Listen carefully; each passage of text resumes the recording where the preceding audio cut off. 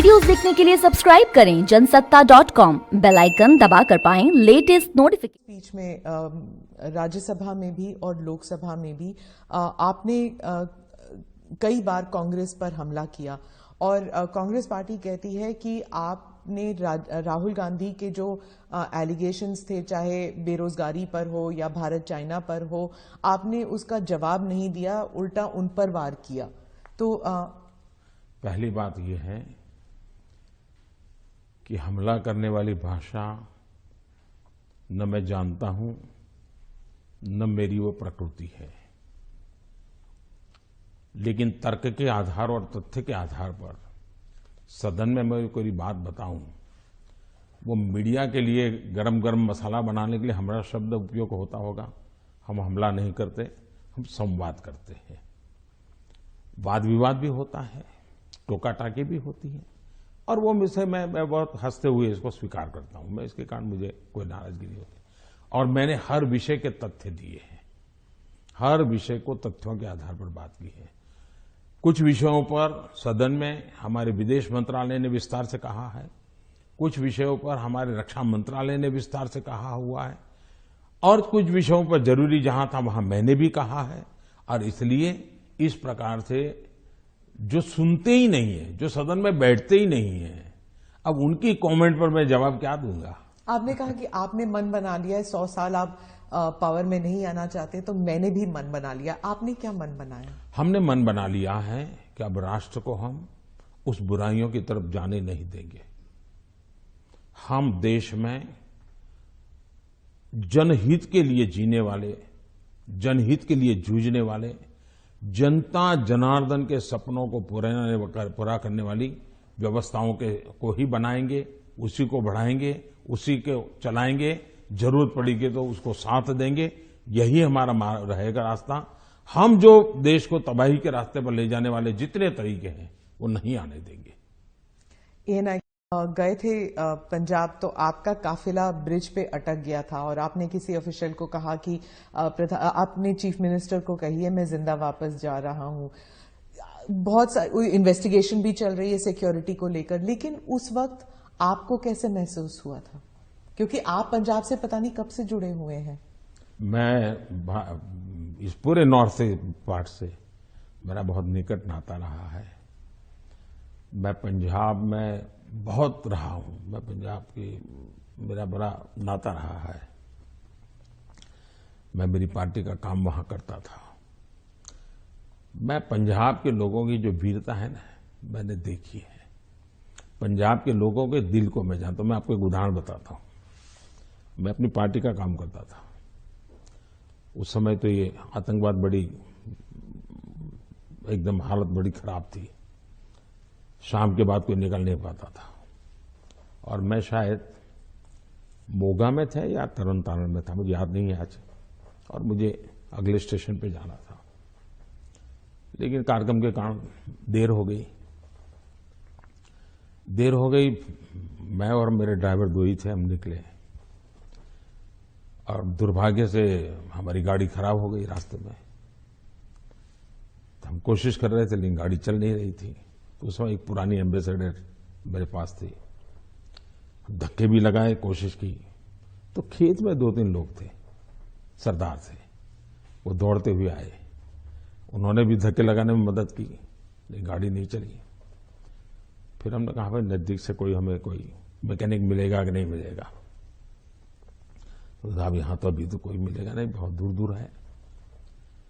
फिर उन्होंने मुझे कहा कि देखो भाई, तुम्हें बुरा न लगे तो एक बात करो। मैंने कहा क्या?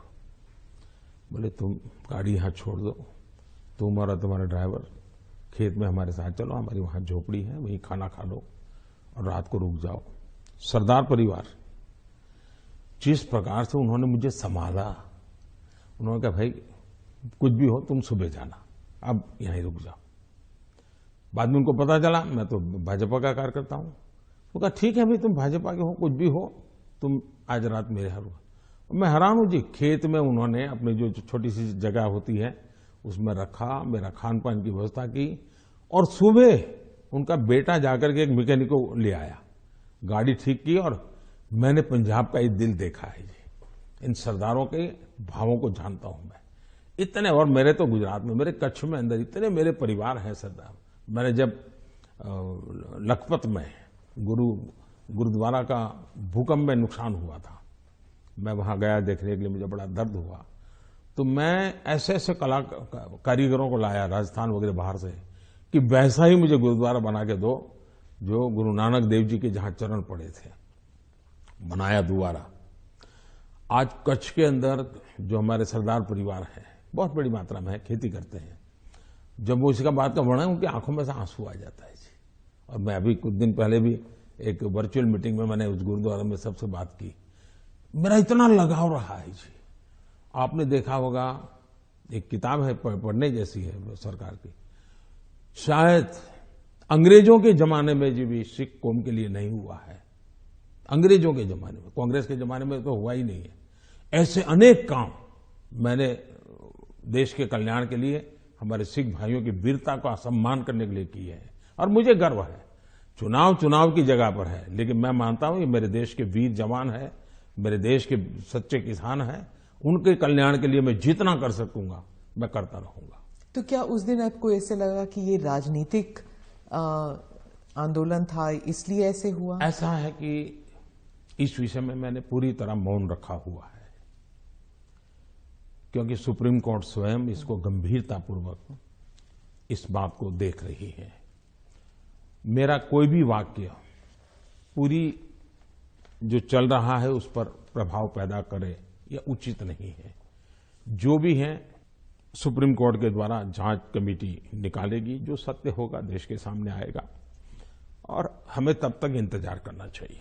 जी, आपने दोनों स्पीच में राज्यसभा में भी और गए थे पंजाब, तो आपका काफिला ब्रिज पे अटक गया था और आपने किसी ऑफिशियल को कहा कि आपने चीफ मिनिस्टर को कहिए मैं जिंदा वापस जा रहा हूं।